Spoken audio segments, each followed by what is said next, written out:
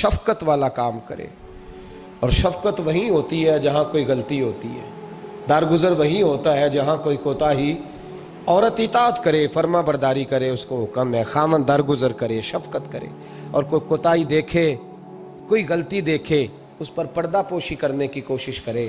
یاد رکھیں اعلیٰ حضرت فاضل بریلوی رحمۃ اللہ علیہ فرماتے ہیں جو مردان خدا ہیں، جو اللہ کے بندے ہیں، جو مردان خدا ہیں، فرمایا ان کا طریقہ تو یہ ہے کہ وہ اپنے گھر والوں کی بڑی بڑی غلطیاں معاف کرتے ہیں، بڑی بڑی کوتاہیاں، بڑی بڑی۔ حضرت ابو الحسن رحمۃ اللہ تعالی علیہ، جناب ابو الحسن خرقانی بہت بڑے درویش صوفی گزرے اور صاحب بصیرت اور زندہ اور بیدار مغز صوفی تھے، صرف ہو والے صوفی نہیں تھے۔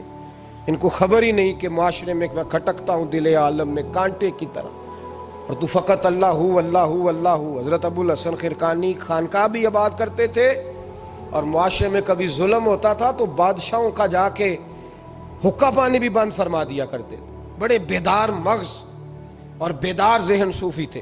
حضرت بایزید بسطامی رحمۃ اللہ علیہ کے سجادہ تھے، اور محمود غزنوی آپ کا مرید تھا۔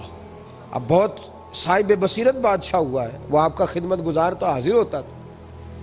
محمود غزنوی کہتے ہیں جب میں پہلے دن گیا تو بابا جی مجھے اٹھ کے نہیں ملے، بیٹھے بیٹھے سلام کیا، واپس آنے لگا تو مجھے چھوڑنے آئے میری سواری تک۔ تو میں نے کہا حضرت جی جب آیا تھا تو پوچھا بھی نہیں اور اب چھوڑنے آ گئے؟ تو فرمانے لگے جب تو آیا تھا تیرے اندر تکبر تھا، تو کہتا تھا مولوی بادشاہوں کو اٹھ کے ملتے ہیں اس لیے نہیں ملا، اور اب تو سوچ رہا ہے کہ نہیں سارے مولوی ایک طرح کے نہیں ہوتے، اس لیے میں تیری عزت دینا تیرے لیے ضروری سمجھا ہے، اس لیے تجھے چھوڑنے آیا ہوں۔ حضرت ابو الحسن بڑے صاحب بصیرت آدمی۔ ایک آدمی یمن سے آیا کئی 100 کلومیٹر کا سفر طے کر کے ملنے، اس نے دروازے پہ دستک دی، حضرت کے گھر کے دروازے، بادشاہ کے پیر ہیں۔ اندر سے بی بی صاحبہ بولی کون ہے دروازے پہ؟ فرمایا میں یمن سے آیا ہوں یا مصر سے آیا ہوں، بڑی دور سے ملاقات کرنی ہے۔ حضرت صاحب کدھر ہیں؟ تو بی بی کہنے لگی تجھے بھی کوئی کام نہیں جس طرح اسے کوئی کام نہیں، تو بھی فارغ ہے اس کی طرح، بس یہی اللہ اللہ یہی ڈیوٹی ہے تیری بھی۔ میں نے کہا یار اتنا بڑا صوفی اور گھر میں اس کا کیا حال ہے، وہ بات کرنے والی؟ تو میں نے کہا جناب حضرت کدھر ہیں؟ تو کہنے لگی وہ کوئی جنگل میں بیٹھا اللہ اللہ کر رہا ہوگا، نہ بچوں کی فکر نہ گھر بار کی فکر، مسئلوں سے بھی پیٹ بھرتے ہیں کبھی، ادھر بیٹھا ہوگا، جا ملنا ہے تو تو بھی چلا جا، دوبارہ دروازے پہ دستک نہ دینا خبردار۔ کہتے ہیں میرے وہ جو میں ایک ذائچہ بنا کے آیا تھا نا اللہ کے ولی کا، وہ میرا سارا ہی ٹوٹ گیا۔ میں نے کہا کچھ نہیں حال، جس کا گھر حال نہیں تو باہر کیا ہوگا، اندر ہی کوئی طبیعت نہیں۔ لوگ فٹافٹ اعتراض کرتے ہیں، کہتے ہیں صاحب فلاں بندے کو نہیں صحیح کر سکے تو، حالانکہ یہ بات اور ہے، یہ پہلو اور ہے۔ نوح علیہ السلام کی بیوی اگر کافر رہ جائے، بیٹا اگر غیر مسلم رہ جائے تو یہ حکمت الہی ہوتی ہے، یہ اللہ پاک کی حکمت ہوتی ہے، حکمت ہوتی ہے۔ اس میں پیغمبر کی تبلیغ میں کوئی اعتراض نہیں کیا جا سکتا۔ اس نے کہا جنگل میں ہوں گے تو بھی چلا جا۔ کہتے ہیں وہ جو میرے ذہن میں ان کا زاویہ تھا، وہ جو ایک شخصیت کا روپ میں بنا کے وہ تو نکل گیا، لیکن میں نے کہا چل اتنی دور سے آیا ہوں بابے سے مل ہی لیتا ہوں، شام ہو گئی ہے رات بھی رہنا ہے۔ کہتے ہیں میں نے جنگل کی طرف منہ کیا تو حضرت جنگل سے آ رہے تھے اور شیر پہ بیٹھے ہوئے تھے، شیر پہ بیٹھے تھے۔ فرماتے ہیں پھر میرے دل میں خیال آیا، میں نے کہا بی بی قابو آتی نہیں اور شیر کو قابو کیا ہوا ہے۔ پھر وسوسہ آیا اتقوا فراست المومن فإنه ينظر بنور اللہ، رواہ ترمذی او کما قال صلی اللہ علیہ وسلم۔ اللہ کے رسول فرماتے ہیں مومن کی فراست قلبی سے ڈرو، وہ تو اللہ کے نور سے دیکھا کرتا ہے، اللہ کے دیے ہوئے نور سے دیکھتا ہے۔ اللہ اکبر۔ جب یہ بات سنی نا، اس نے کہتے میں نے دل میں سوچی تو حضرت میرے دل کی بات جان گئے اور فرمانے لگے او بھائی، کہتے میں نے کوئی حال بتایا نہیں، خود ہی فرمانے لگے میاں اس کے اندر صرف ایک ہی غلطی ہے کہ وہ زبان کی ٹھیک نہیں، بستر کی بڑی پاک ہے، نظر کی بڑی پاک ہے، کردار کی بڑی اچھی ہے، میرے بچوں کو پالتی ہے، بس زبان کی ذرا ٹھیک نہیں۔ اور فرمانے لگے میں اس نتیجے پہ پہنچا ہوں اگر میں نے اسے نکال دیا تو اور کوئی رکھے گا نہیں، بیچاری زندگی ساری پریشانی میں گزار دے گی، اور پھر اگلے لفظ کہے تو حد ہو گئی۔ فرمانے لگے میں اس بد زبان سے حسن سلوک کرتا ہوں، اللہ نے یہ بے زبان مخلوق میری فرما بردار بنا دی ہے۔ فرمایا یہ میرے وظیفوں چلوں عبادتوں سے نہیں آیا شعر، یہ اس بد زبان سے حسن سلوک کرتا ہوں تو رب نے یہ بے زبان مخلوق میری۔ اب یہ گنجائش، یہ حکم خامند کے لیے ہے، یہ تقریر سن کے بی بی نہ کہہ دے کہ میں نے بد زبان ہونا ہے تو آپ فرما برداری کرے میری، تو یہ جس کے لیے بات ہو اسی تک رہے۔ خامند کو حکم ہے کہ اگر کوئی کوتاہی ہے تو اس کوتاہی کی پردہ پوشی کرے۔ گھر جو ہوتا ہے نا، گھر کچھ چیزیں اجازت نہیں دے رہی میری کہ میں کچھ اور بات آپ سے کروں، کچھ آپ کو نیند بھی آ رہی ہے۔ دیکھیں پورا وجود سلامت ہو اور اندر روح نہ ہو تو بندہ زندہ رہ سکتا ہے؟ جڑے نہیں بولے انہیں رہ لینا میرا خیال۔ وجود ہو سارا سلامت ہے لیکن روح سلامت، بندہ بچ جائے گا؟ بولے نا یار، جنہیں نیند آ رہی ہو بولو، نہیں نہ رہ سکتا۔ پورے گھر میں ہر شے ہو، ذمہ داری سے بات کر رہا ہوں، پورے گھر میں ہر شے موجود ہو، اگر گھر میں دین نہ ہو تو گھر چلتا نہیں چل سکتا۔ جس گھر میں نماز نہ ہو وہ گھر نہیں چلتا، جس میں قرآن پاک نہ ہو وہ گھر، اس لیے کہ دین روح ہے۔ دین، اگر گھر میں دین نہیں تو گھر چل سکتا؟ سن لے حدیث پاک ترمذی شریف کی، نبی کریم علیہ الصلاۃ والسلام، یہ بھی حق ہے، یہ آخری بات اس عنوان پہ سنیں، یہ حق آخری ہے، اس کو بھی سمجھیں۔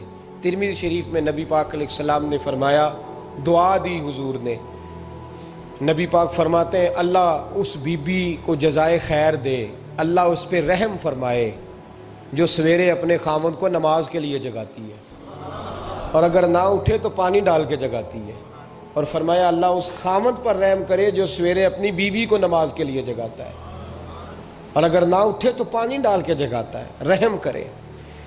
سب سے زیادہ حق میاں بیوی کا ایک دوسرے کا ساتھ ہی ہے کہ انہیں دیندار بنائے۔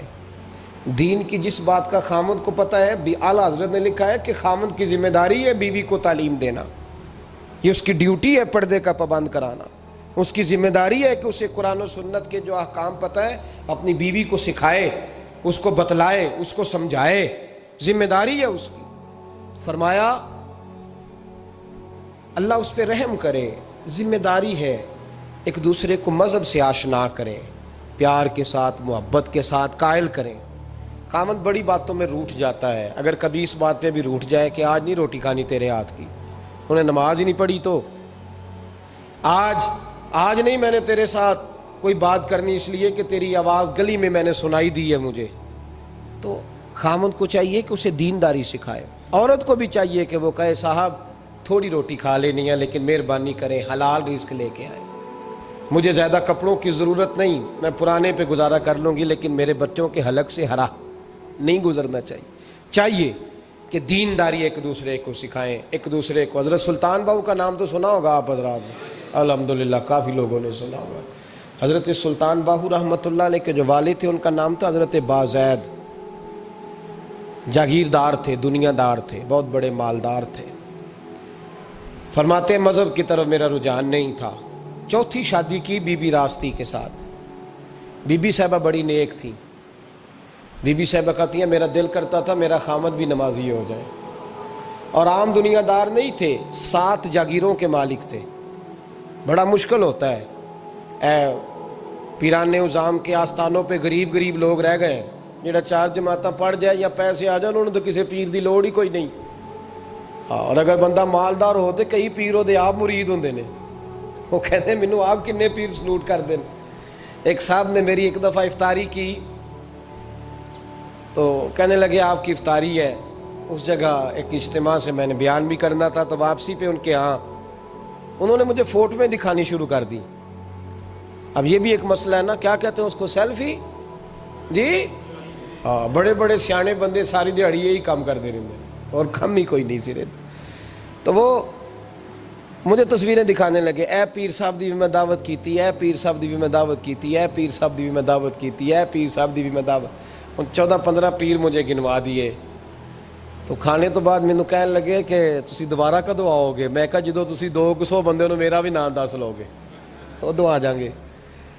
اب مالدار آدمی ہے نا، تو اب بعد میں مجھے ایک دو دفعہ انہوں نے فون کیا، میں کیا وہ بڑے بڑے پیران دی اس لسٹ میں اپنا نام نہیں شامل کرانا چاہتا، میں نے تو نہ چھوٹے چھوٹے جی رہن دے بھائی، ہم بچتے ہیں اس کام سے، بچتے ہیں ایسے آدمی سے۔ وہ کسی درویش نے کہا تھا جس کی ہر بات میں پوشیدہ ہو نشتر کی چبھن، ایسے ہر صاحب احسان سے ڈر لگتا ہے، بچنا چاہیے۔ تو مالداروں کے تو آپ بڑے مرید ہوتے ہیں، کئی پیر حاضریاں دیتے پھرتے ہیں، کئی مولوی دست نگر ہوتے ہیں، معاذ اللہ، اللہ خودداری اور عزت نفس عطا کرے، آمین تو کہہ دیجئے، دینداری کے اللہ توفیق عطا فرمائے۔ تو بہت بڑے جاگیردار تھے حضرت سلطان باؤ رحمۃ اللہ علیہ کے والد۔ بی بی شیبہ کہتی ہے نمازی بنانا تھا خاوند کو۔ کس کو؟ کس نے؟ بولے، کس نے نمازی بنانا ہے؟ اور بیوی کو کس نے بنانا ہے؟ پکی گل نے جی؟ میں ایک کونسلر صاحب نوں میں کیا ماشاءاللہ جیت گئے ہو؟ کہندے ہاں جی۔ میں کہندے جی کوئی حکم ہوئے تو میں دسو۔ میں کہ حکم ہے کہ تسی اپنے ہلکے دے بندیاں دی ڈیوٹی لانی، کیڑا کیڑا نماز حاضری لانی ہے، کیڑا کیڑا نماز پڑھنا ہوندا ہے تے کیڑا کیڑا نہیں ہوندا۔ کہنے لگے بڑے سیانے نکلے ہو، پہلا مینوں ہی وسیتے واڑ چھڑیا جی، میں جاؤں گا تے دوجیاں دی حاضری لاں گا نا۔ تو خاوند نمازی بنائے گا بیوی کو تو اس سے پہلے خود بنے گا تو بنائے گا نا جی۔ جی تو اگر خاوند کہہ دے تو پڑھیا کر، میرے پیچھے نہ لگی، کیونکہ جنی کو تو پڑھنی اونی میں پڑھنی ہے نا۔ تو میں آج میں ایک دوست کو کہہ رہا تھا، میں کہہ رہا تھا بچے وہ کام نہیں کرتے جو آپ کہتے ہیں، اور میں نے جمعے میں بھی کہا تھا بچے وہ کرتے ہیں جو ہمارا عمل دیکھ کے بچے چلتے ہیں، صرف بات پہ عمل نہیں کرتے۔ بی بی راستی کہتی ہے میں نے ٹھان لی کہ میں نے اس جگیردار کو، وڈیرے کو، اس موٹے بڑے چودھری کو میں نے نمازی بنانا اور بنا کے دکھانا ہے نمازی۔ بی بی صاحبہ کہتی ہیں کہ وہ جس خاتون کی بھی باری ہوتی تھی، 4 بیویاں ہوتی تھیں، وہ اس کا حق ادا کرتے تو بعد میں اپنی خوابگاہ میں جا کے آرام کرتے۔ ان کا جو خادم تھا ملازم، وہ رات کو دودھ کا پیالہ انہیں دینے جاتا تھا، سونے سے پہلے ان کے پاس دودھ کا پیالہ پہنچتا تھا۔ تو بی بی صاحبہ کہتی ہیں میں نے رات کو ملازم سے کہا دودھ دینے تو نہیں جائے گا، میں جاؤں گی۔ تو میں آدھی رات کو دودھ کا پیالہ لے کے حاضر ہوئی۔ تو کیسے آئی؟ میں نے کہا بی بی ہوں، آ گئی ہوں، تو اب مہربانی کریں۔ میں نے کہا اگر اجازت دیں تو آپ کے پیر نہ دبا دوں؟ چل دبا دے۔ بی بی کہتی ہیں پیر دباتے دباتے میں نے کہا اگر اجازت دیں تو صبح نماز کے لیے جگا دوں؟ یہ نماز کی تبلیغ ہو رہی ہے۔ تو بابا جی پتہ کیا کہتے ہیں حضرت بازید؟ کہنے لگے تو مجھے جانتی نہیں، خبردار مجھے تبلیغ کرنے کی کوشش کی، اس گھر میں رہنا ہے تو سانس اونچا نہ لینا، پتہ ہے تو کس کے ساتھ بھی آئی، خبردار۔ کہتے میں چپ کر کے آ گئی۔ اگلے دن پھر دودھ لے کے پہنچ گئی تو انہوں نے آنکھ کھول کے دیکھا میری طرف، پھر آ گئی ہے۔ میں نے کہا میرے خاوند ہیں، میرے سر کے تاج ہیں، پیر دبا دوں؟ کہ دبا دو۔ کہتے ہیں میں نے 10 منٹ پیر دبائے تو میں نے کہا اگر جان کی امان پاؤں تو فجر میں جگا دوں؟ میں نے جلال فرمایا۔ کہنے لگے تجھے کہا تھا نا کہ مجھے کسی کا مشورہ قبول نہیں، تو کون ہوتی ہے مجھے بات کرنے والی، چل دوڑ جا۔ بی بی صاحبہ کہتی ہیں میں 10 دن جاتی رہی۔ کتنے دن؟ انہوں نے سختی بھی کی، برا بھلا بھی کہا، اور کئی دن یہ بھی کہا کہ کل آئی تو پھر یاد رکھنا۔ کہتی ہیں 10ویں دن میں گئی تو حضرت بازید کہتے ہیں میرے دل میں خیال آیا یہ جان چھوڑنے والی نہیں، یہ باز نہیں آئے گی، اور چلو ہے بھی تو میری بیوی، غلط بات بھی کوئی نہیں کر رہی، کہہ بھی نماز کر رہی ہے۔ کہنے لگے اگر میں سویرے اٹھ جاؤں تو پھر دوبارہ تو نہیں آئے گی، تو دوبارہ تو نہیں آئے گی۔ یہ دیکھیں میاں بیوی کا آپس میں رشتہ، سویرے اگر میں اٹھ جاؤں نماز کے لیے تیرے کہنے پہ تو میری جان چھوڑ دے گی تو؟ بی بی صاحبہ کہنے لگی میں دوبارہ نہیں آؤں گی، آپ مہربانی کریں سویرے اٹھ جائیں۔ کہنے لگے چل تو میری بیوی ہے، ایک بار مان لیتا ہوں تیری بات، سویرے جگا دینا۔ بی بی راستی کہتی ہے میں پہلے سو کے اٹھا کرتی تھی، وہ رات میں سوئی نہیں، کہتی میں ساری رات رو کے گزار دی، ساری رات، اور بیدار رہ کے گزار دی۔ سویرے فجر کے وقت پانی گرم کیا، بغل میں مصلی لیا، خامد کو بیدار کیا، وضو کرایا، اور کہتی ہیں جب وہ اللہ اکبر کہہ کے سنتوں کی نیت باندھی تو میرے اس طرح آنسو گرے جیسے سیلاب آتا ہے اور دریا کا بند ٹوٹتا ہے، اور میں نے رو کے کہا مولا میرے اختیار میں یہیں تک تھا، میں مصلی پہ کھڑا کر سکتی ہوں، میں دل تو نہیں نہ بدل سکتی، وہ تیرے قبضے میں ہے، مقلب القلوب ہے، فضل کر اس کا دل بدل دے۔ فرماتی ہیں میں روتی رہی، 2 رکعتیں پڑھ کے میری طرف دیکھا تو فرضوں کی نیت باندھ لی، اور 2 فرض پڑھ کے پھر میری طرف دیکھا، کہنے لگے خبردار سویرے جگانے آئی تو۔ میں نے کہا جی نہیں جگاتی۔ میری طرف دیکھ کے کہنے لگے تو نہیں جگائے گی آج کے بعد میں تجھے نماز کے لیے جگایا کروں گا، میں تجھے جگاؤں گا۔ آپ فرمانے لگی وہ نمازی بن گئے، میں پہلے ہی نمازی تھی۔ جب ان 2 نمازیوں کا ملاپ ہوا تو اللہ نے سلطان باہو جیسا بیٹا عطا فرمایا، سلطان باہو جیسا بیٹا عطا فرمایا۔ میرے بھائی، میاں بیوی ایک دوسرے کو دیندار بنائیں گے، ایک دوسرے کو نمازی بنائیں گے، وہ ایک دوسرے پہ، اور کس طرح کا؟ بڑا مشکل ہوتا ہے بیوی اپنے خاوند کی تعریف کرے، مشکل ہوتی ہے۔ اعلیٰ حضرت فاضل بریلوی رحمۃ اللہ تعالیٰ علیہ کی زوجہ، ان کا طریقہ یہ تھا کہ وہ اتنی شناسہ ہو گئی تھی، اعلیٰ حضرت لکھتے تھے تو وہ واقف ہو گئی تھی، وہ کتاب کا اعلیٰ حضرت فرماتے تو وہی کتاب اٹھا کے زوجہ لاتی۔ اس زمانے میں قلم بنتے تھے اپنے ہاتھوں سے، لوگ چھری لے کے اس کے ساتھ قلم بنایا کرتے تھے، تو قلم بنا کے سیاہی رکھتی، کاغذ کئی دفعہ ڈانٹ دیتے، اعلیٰ حضرت کئی دفعہ ڈانٹ دیتے، لیکن اماں جی سنتی۔ وقت وصال آیا تو ایک دن فرمانے لگے حامد رضا کی ماں، تو نے ساری زندگی مانگا کچھ نہیں، تو نے میری بڑی نوکری کی، میرے دین کے کاموں میں سب سے بڑی مددگار تو تھی، چل کچھ چیز مانگ لے۔ جب دین کے رشتے ہوتے ہیں تو پھر معاملے بھی دینداری کے طے ہوتے ہیں، کچھ مانگ لے۔ بڑا کچھ مانگ لیتی ہیں نا بیویاں، بڑا کچھ۔ اعلیٰ حضرت کی زوجہ کیا کہتی ہیں میں نے آپ کو صبح و شام دیکھا ہے، میں نے آپ کے دکھ سکھ دیکھے، خوشی غمی میں آپ کا رویہ دیکھا ہے، میں نے آپ کو ہمیشہ دیندار اور پرہیزگار پایا ہے، اگر مجھے کچھ دینا ہے تو ہاتھ اٹھا کے میری بخشش کی دعا کر دیں، اور اگر صبح قیامت مجھے ضرورت پڑی تو میری سفارش کر دیں گے۔ اعلیٰ حضرت رو پڑے، یہ دینداری کے رشتے ہیں، رو پڑے۔ فرمانے لگے تیرے ساتھ وعدہ ہے، مصطفیٰ کریم صلی اللہ علیہ وسلم کے صدقے احمد رضا جب جنت میں جائیں گے تو تجھے ساتھ لے کے جنت میں جائیں گے، ساتھ لے کے جائیں گے۔ تو بھائی دینداری بنائے، ہن لباس لکم وانتم لباس لہن، وہ تمہارا لباس ہے اور ان کا لباس ہو۔ رمضان شریف آ رہا ہے، ارادہ کر لیں کہ تراویحیں ساری جماعت کے ساتھ پڑھنی ہے، پڑھیں گے انشاءاللہ تعالی۔ نوجوانوں سے میری گزارش ہے، جوان بچوں سے، ضروری کوئی مذہبی چیز آپ نے دیکھنی ہو، سننی سنانی ہو تو ٹھیک ہے، ورنہ رمضان میں موبائل استعمال نہ کریں، مہربانی فرمائیں، ارادہ کریں۔ اگر کبھی مجبوری بن جائے نا تو ہسپتالوں میں بھی 2-2 گھنٹے بندے کو ایک ٹانگ پہ کھڑے ہونے پڑ جاتا ہے، پاسپورٹ کے دفتر لوگ کھڑے رہتے ہیں، شناختی کارڈ کے دفتر کھڑے رہتے ہیں۔ ارادہ کرو قرآن پاک سننے کا، اور مسجد میں حاضر ہو کے با جماعت 20 تراویحیں پوری پڑھو، اور عشاء سے پہلے آؤ، سنتیں ادا کر کے مسجد میں نماز پڑھو۔ روزہ کوئی شیطانی وسوسہ قریب نہ آنے دو، روزے رکھنے ہیں اور انشاءاللہ رکھنے ہیں، پورے رکھنے۔ مزدور آدمی جو مزدور ہے وہ کہتا ہے میں مزدور ہوں، میں کیسے رکھوں؟